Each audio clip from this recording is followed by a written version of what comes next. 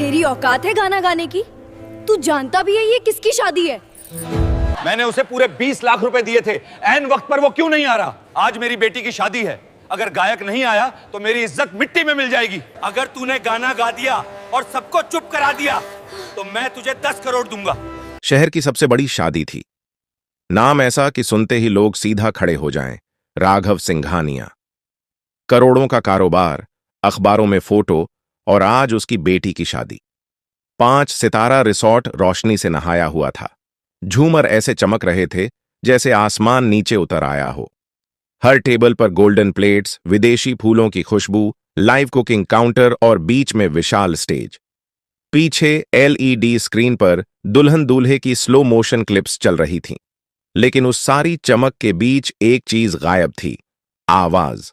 जिस मशहूर गायक को राघव सिंघानिया ने करोड़ों देकर बुक किया था, वह ऐन वक्त पर नहीं आया। न कॉल उठी, न मैनेजर मिला, सिर्फ एक ठंडा सा message, sorry couldn't make it. Raghav का चेहरा तमतमा रहा था। मैंने पूरा पैसा दिया था, वह दांत पीसते हुए बोला। पूरा? इवेंट मैनेजर पसीने में डूबा खड़ा था।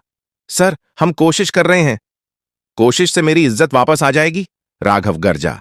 मेहमान आपस में कानाफूसी करने लगे। इतनी बड़ी शादी और गायक गायब? अरे, सिंघानिया का फंक्शन भी फेल हो सकता है। स्टेज खाली था, लाइट्स जल रही थीं, माइक तैयार था, पर कोई गाने वाला नहीं। उसी हॉल के एक कोने में खाने की कतार के पास एक लड़का चुपचाप खड़ा था। उम्र करीब 15 साल। फटा हुआ कुर्ता, रंग उड़ा हुआ पायजामा, चप्पल की एक पट्टी टूटी हुई जिसे उसने धागे से बांध रखा था। वह मेहमान नहीं था, वह स्टाफ भी नहीं था। असल में किसी ने उसे नोटिस ही नहीं किया था। वह बस खाना खा रहा था, धीरे धीरे, जैसे डर हो कि कोई देख न ले। उसका नाम था आरव। प्लेट में साधारण दाल चावल थे, लेकिन उसके लिए वह किसी दावत से कम नहीं थे। 2 दिन से ठीक से कुछ नहीं खाया था।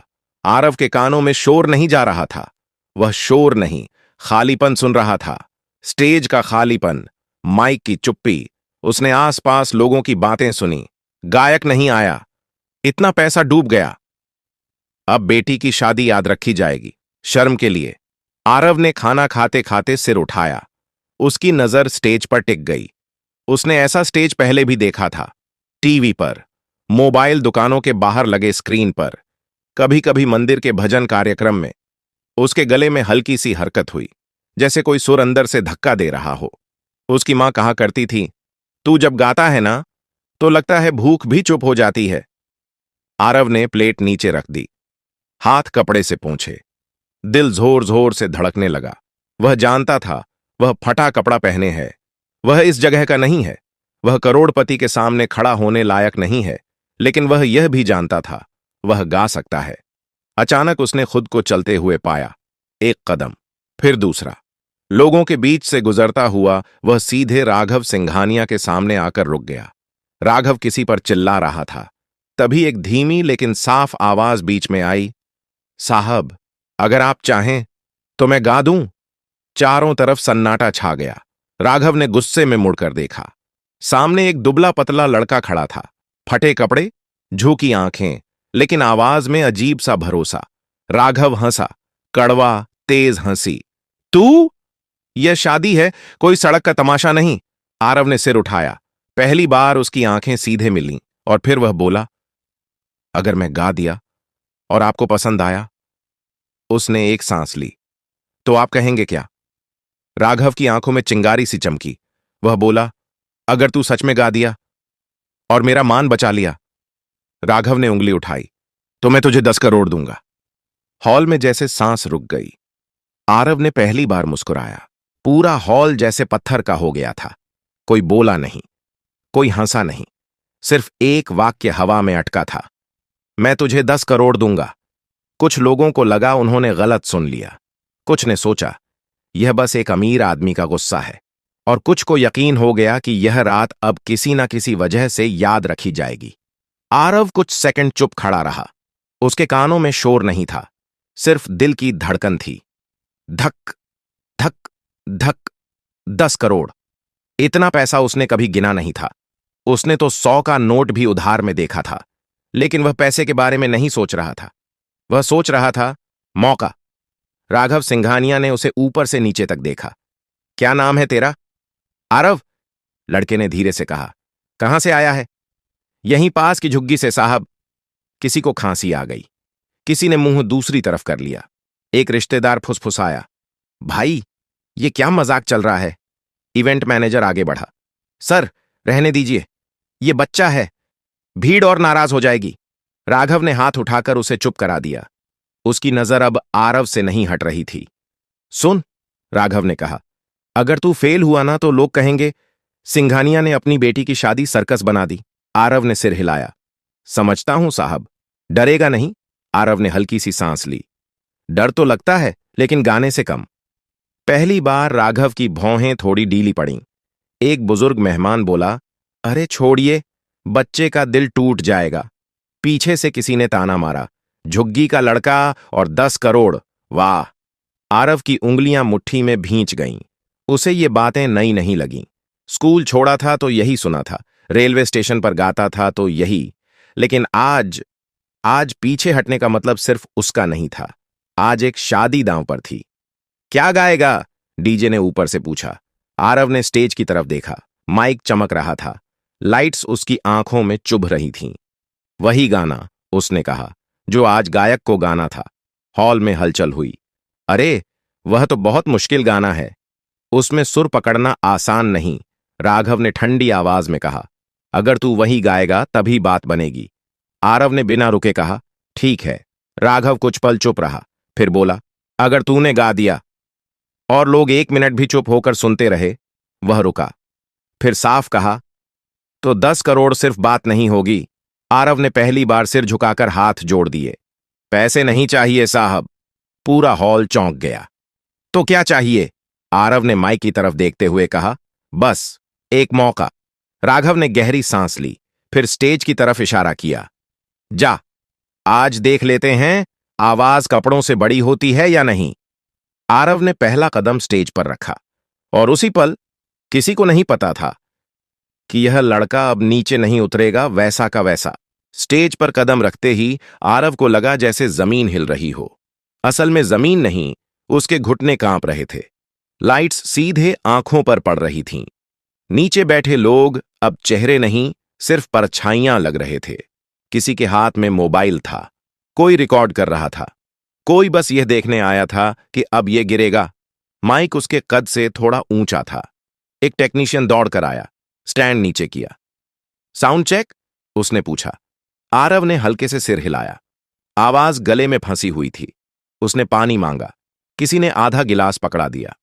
नीचे राघव सिंघानिया खड़ा था, बाहें छाती पर क्रॉस, चेहरा सख्त, लेकिन आंखें ध्यान से देख रही थीं। म्यूजिक, डीजे ने कहा। इंस्ट्रूमेंटल शुरू हुआ। वही गाना, वही इंट्रो। पहले 2 सेकंड आरव ने कुछ नहीं किया, सिर्फ आंखें बंद की। उसके सामने झुग्गी आ गई।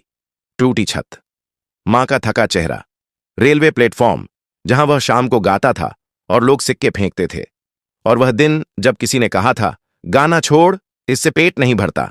उसने सांस ली, लंबी, गहरी, और फिर पहला सुर निकला। 2 दिल जब मिल जाते हैं, बन जाती है एक राह, हर खुशी आज ये जोड़ी साजे, खुशियों के हर रंग में। इतना साफ, इतना सीधा कि जैसे किसी ने शोर भरे कमरे में अचानक खिड़की खोल दी हो। पूरा हॉल चुप हो गया। कोई खांसा नहीं, कोई फुसफुसाया नहीं। मोबाइल उठे रह गए, लेकिन उंगलियां रुक गईं। आरव की आवाज में कोई दिखावा नहीं था, न कोई ताली खींचने वाला मोड़, न कोई जबरदस्ती का ऊंचापन। बस दर्द था और सच्चाई। पहली लाइन खत्म होते होते एक महिला ने अपने पास बैठे आदमी का हाथ पकड़ लिया। किसी की आंखें अपने आप भर आईं। राघव की भौहें, जो अब तक तनी थीं, धीरे धीरे ढीली पड़ने लगीं। दूसरी लाइन में आरव की आवाज खुली, जैसे डर पीछे छूट गया हो। सुर अब कांप नहीं रहे थे।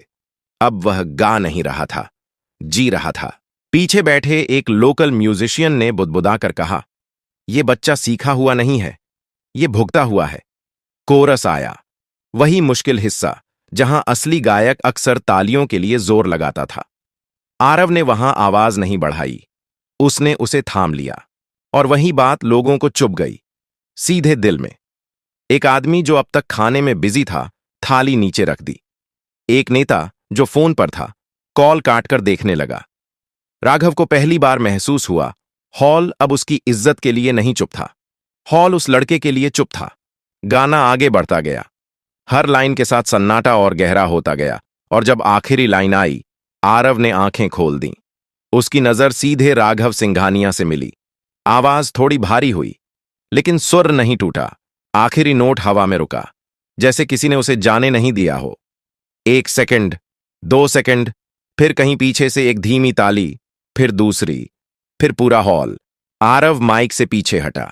उसे लगा अब बस हो गया, लेकिन नीचे से एक आवाज आई, एक और राघव सिंघानिया, जो शर्त लगाकर खड़ा था, अब बिना बोले स्टेज की तरफ बढ़ने लगा। तालियों की आवाज अभी थमी भी नहीं थी कि राघव सिंघानिया स्टेज के पास आकर रुक गया। पूरा हॉल खड़ा था। कुछ लोग सच में खड़े थे, कुछ अंदर से। आरव को समझ नहीं आ रहा था कि क्या करे।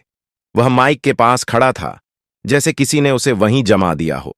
नीचे से आती रोशनी में उसे अपने फटे कपड़े और ज्यादा साफ दिख रहे थे।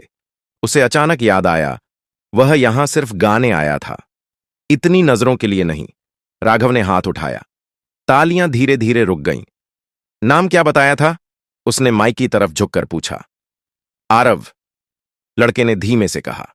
राघव ने 2 सेकंड उसे देखा, फिर कहा, तू जानता है तूने अभी क्या किया? आरव ने सिर हिला दिया। नहीं साहब। राघव ने सामने बैठे मेहमानों की तरफ देखा। आप लोगों ने किया, उसने कहा, जो आज तक किसी महंगे सिंगर ने नहीं किया। हॉल में हल्की सी सरगर्मी हुई। इसने मुझे बचाया, राघव ने साफ कहा, लेकिन उससे पहले इसने मुझे शर्मिंदा किया। कुछ लोग चौंके। आरव का दिल बैठ गया।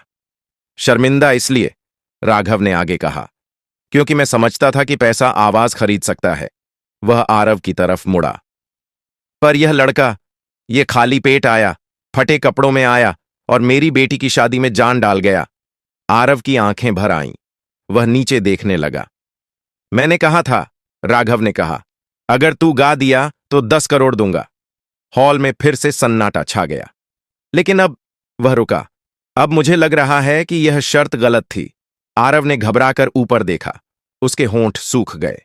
क्योंकि, राघव ने कहा, 10 करोड़ गाने की कीमत नहीं हो सकती। कुछ लोग समझ नहीं पाए, कुछ की आंखें चमक गईं। पैसा मैं दूंगा, राघव ने कहा, लेकिन सौदे की तरह नहीं। वह स्टेज पर चढ़ गया, आरव से सिर्फ 1 कदम दूर। तू आज से किसी की दया पर नहीं जिएगा, उसने कहा, ना मेरी ना किसी और की।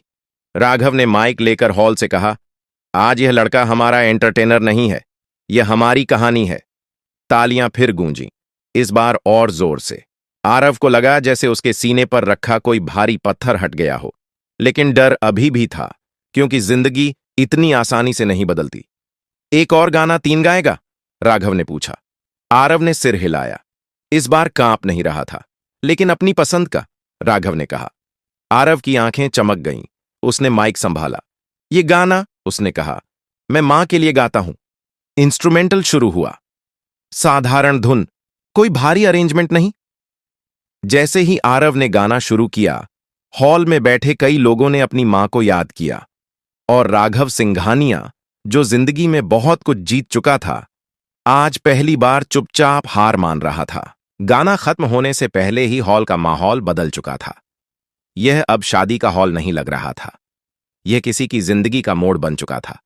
आरव की आवाज में इस बार झिझक नहीं थी, उसमें थकान थी, संघर्ष था और एक अजीब सी शांति।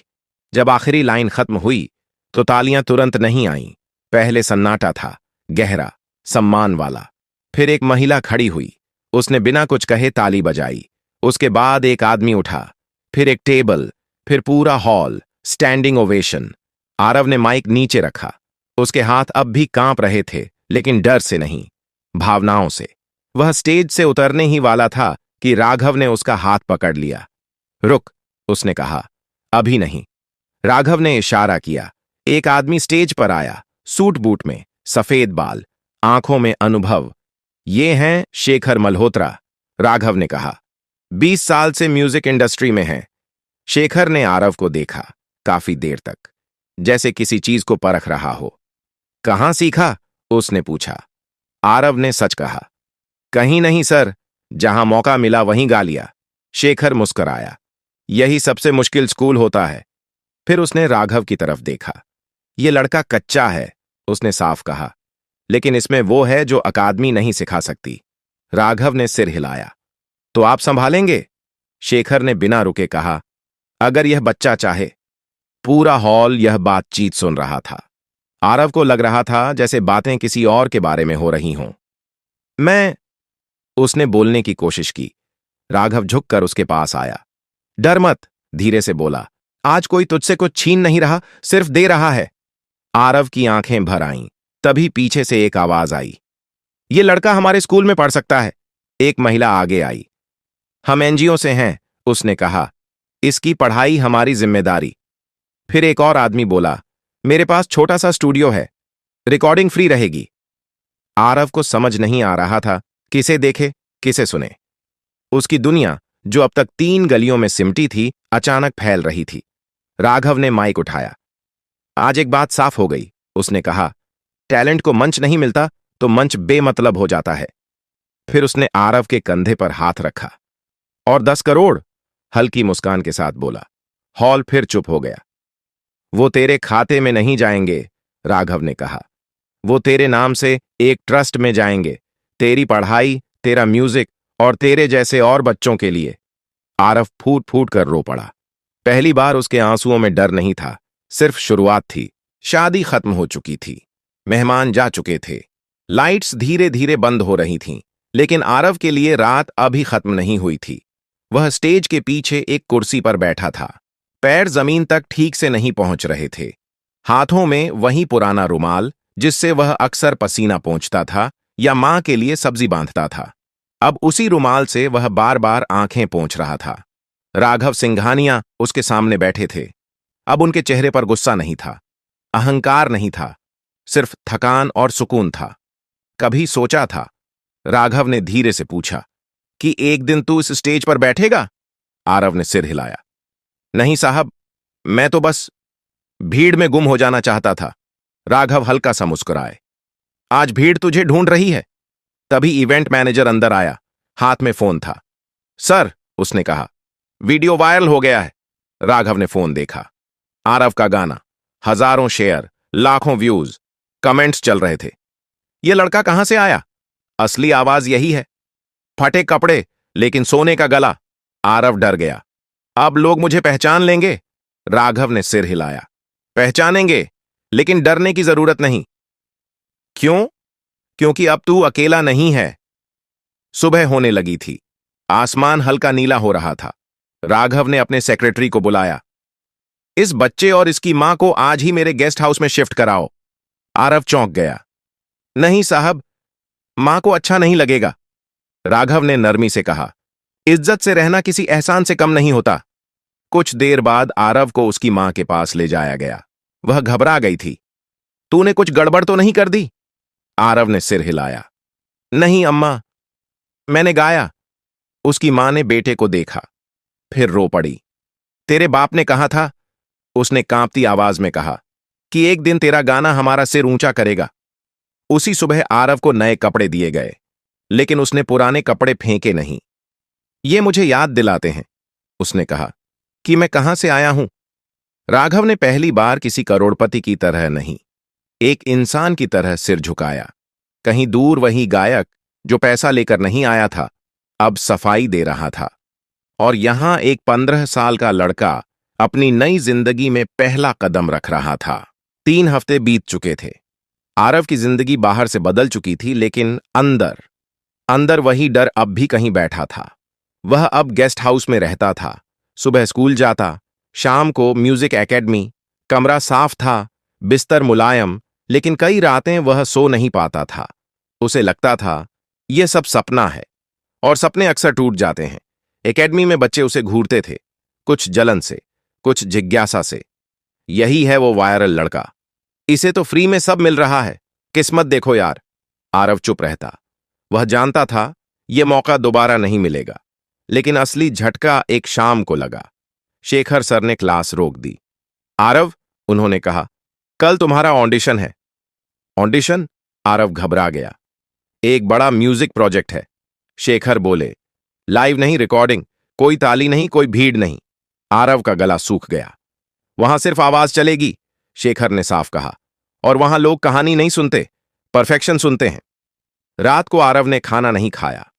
वह छत पर बैठा रहा। नीचे शहर की आवाजें थीं, ऊपर उसके सवाल। अगर आज वह फेल हो गया तो?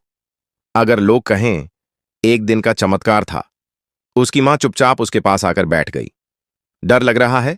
उसने पूछा। आरव ने सिर हिलाया। तो अच्छा है, मां बोली। डर मतलब तू कुछ खो सकता है। जिसे कुछ खोना होता है वही दिल से करता है। अगले दिन स्टूडियो ठंडा था। कांच की दीवारें, हेडफोन, रेड लाइट। रेडी? आवाज आई। आरव ने आंखें बंद कीं। इस बार कोई भीड़ नहीं थी, कोई राघव नहीं, कोई तालियां नहीं, सिर्फ वह और उसकी आवाज। पहली टेक खराब गई, दूसरी भी। पीछे से किसी ने कहा, वायरल लड़के से यही उम्मीद थी। आरव का दिल बैठ गया। शेखर ने इंटरकॉम बंद किया। अंदर आकर बस इतना कहा, भीड़ के लिए मत गा, अपने लिए गा। तीसरी टेक में आरव ने सांस ली और सब कुछ भूल गया।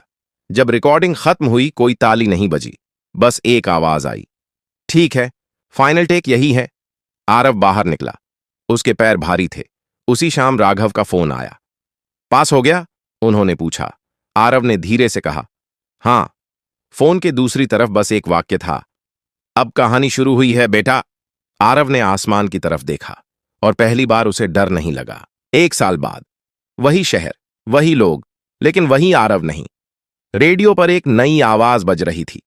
कोई नाम नहीं बताया गया था, बस इतना कहा गया, नया सिंगर, पहली रिकॉर्डिंग।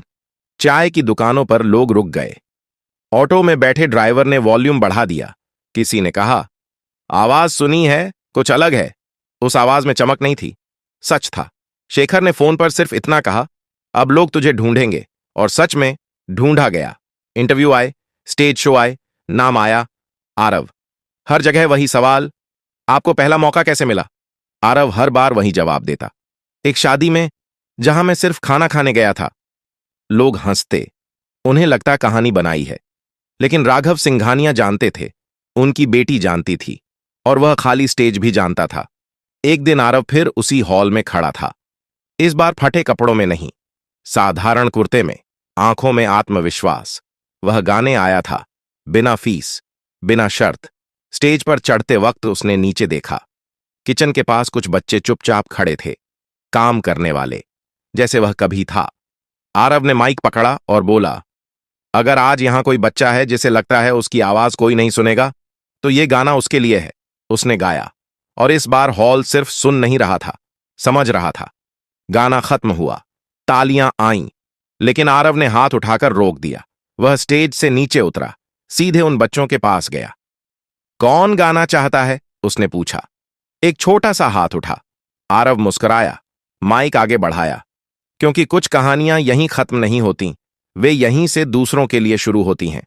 अगर आपको यह कहानी पसंद आई हो तो लाइक करें, ऐसी ही कहानियों के लिए सब्सक्राइब करें, अपने दोस्तों के साथ शेयर जरूर करें, और कमेंट में बताइए कि आप कहां रहते हो, शहर, गांव, राज्य। आपका एक कमेंट अगली कहानी की वजह बन सकता है।